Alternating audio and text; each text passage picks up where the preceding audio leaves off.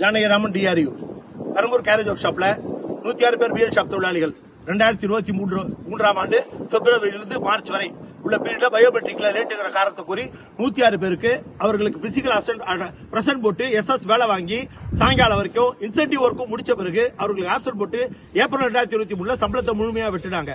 அதை எதிர்த்து டிஆர்யூ அன்றைய சீரியல் பேச்சுவார்த்தை நடத்தணும், ஒத்து வரல. அதற்கு பிறகு மீண்டும் 2022 டிசம்பர்ல ஆரம்பிச்சு 2023 ஜனவரி வரைக்கும் யார் யார் லேட்டுங்கிறத கணக்கு போட்டு மீண்டும் 44 தொழிலாளருக்கு வேலை செய்து பிசிக்கல் பர்சன் போட்டு வேலை செஞ்சு அட்டெண்டன்ஸ் கொடுத்து இன்சென்டிவ் அவர்களுக்கு வேலை செய்த அந்த தொழிலாளிக்கு 44 பேருக்கு மீண்டும் சம்பளத்தை விட்டுறாங்க ஜூலை மாசம் 2023. டிஆர்யூ ஐடி ஆக்ட் படி ஆர்எல்சி சென்ட்ரல் முன்னாட ஐடி ஆக்ட் படி இண்டஸ்ட்ரியல் டிஸ்பியூட் ரைஸ் பண்ணுச்சு. இண்டஸ்ட்ரியல் டிஸ்பியூட் ரைஸ் பண்ண பிறகு அங்க இருக்கக்கூடிய ஆர்எல்சி அவர்கள் தலையிட்டு இதை சுமூகமா முடிக்க வேண்டும் என்று நிர்வாகத்துக்கு வலியுறுத்திய காரணத்தினால் ஏபிஓ அவர்கள் கடந்த ஜூன் 20ஆம் தேதி என்று உத்தரவிட்டிருக்கிறார். அந்த உத்தரவின் அடிப்படையில் டிஆர்யூ எதை கூறியதோ Indian railway code for mechanical workshops இந்த அடிப்படையில் அரை மணி நேரம் லேட்டாக வரக்கூடியவர்கள் காலையில அவர்களுக்கு அரை மணி நேரத்திற்குள் லேட்டாக வருபவர்கள் பயோமெட்ரிக்ல அவங்களுக்கு ½ hour பேமெண்ட் கட் பண்ணி அவங்கள டியூட்டியில் எடுத்துப்போம் அப்படின்னு சொல்லி ஆர்டர் போட்டிருக்காங்க. யார் யார் ½ hourக்குள்ள வந்திருக்காங்களோ ½ hour வேஜ் கட் பண்ணிட்டு அவங்க டியூட்டியா ட்ரீட் பண்ணுவாங்க. ½ hourக்கு மேல லேட்டா வந்தவங்களுக்கு ½ day லீவ் என்பது கொடுக்கப்பட வேண்டும். 84 பேருக்கு லீவ் லெட்டரை இவங்க வாங்கி அந்த 84 பேருக்கும் எப்ப கொடுத்தாங்க லீவ் லெட்டரை 2023 ஏப்ரல்ல கொடுத்த லீவ் லெட்டர் அதை இப்ப சாங்ஷன் செஞ்சு ஃபுல் டே லீவா சாங்ஷன் செய்யறாங்க. அது தவறான நடவடிக்கை. அவங்க பிசிக்கல் பிரசன்ட் போட்டு எஸ்எஸ் வேலை செஞ்சு அவுட்டர் கொடுத்திருக்கான், இன்சென்டிவ் கொடுத்திருக்கான். அவனுக்கு ஃபுல் டே அப்படி லீவ் போடலாம்.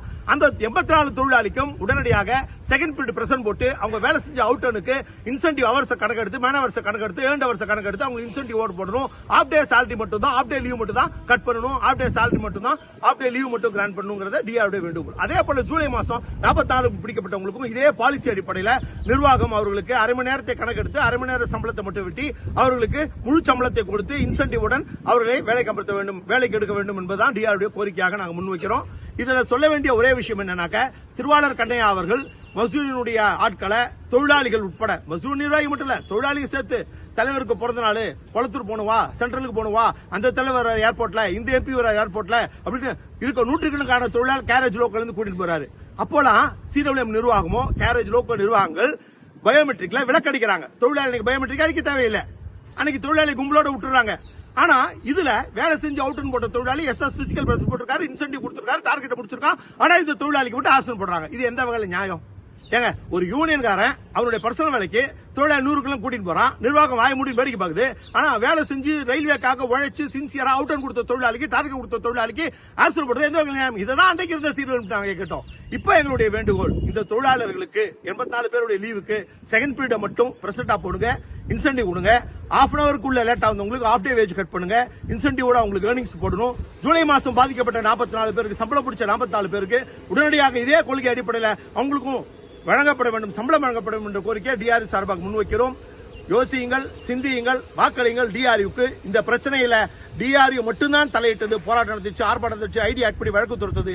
எஸ்ஆர்ஏஸோ எஸ்ஆர்எம்ஓ வாய் திறந்து ஒரு வார்த்தை கூட இதில் பேசவில்லை. மறக்க வேண்டாம், டிஆர்யூ ஸ்டார் சிம்பிள். தேங்க்யூ.